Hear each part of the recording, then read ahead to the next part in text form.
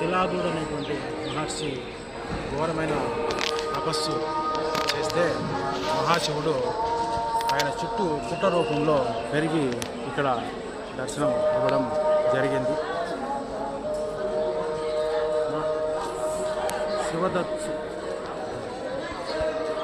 శిలాదునికి మహాశివుడు ప్రత్యక్షమై ఏం వరం కావాలో కోరుకోమంటే నీ దర్శన భాగ్యము నా జన్మ ధన్యము అని చెప్తాడు.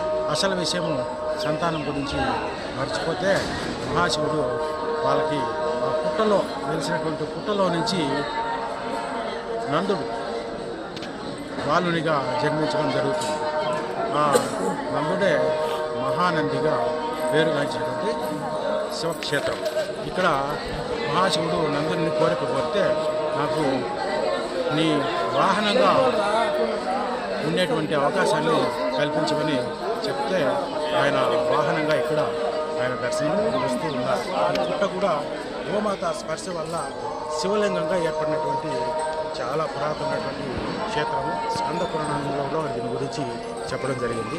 ఓం నమః శివాయ. ఇటువంటి క్షేత్రానికి మేము రావడం, దర్శన భాగ్యం కలగడం మా తల్లిదండ్రులు మాకు ఇచ్చినటువంటి ఒక గొప్ప వరంగా భావిస్తుంది. ఓం నమః శివాయ.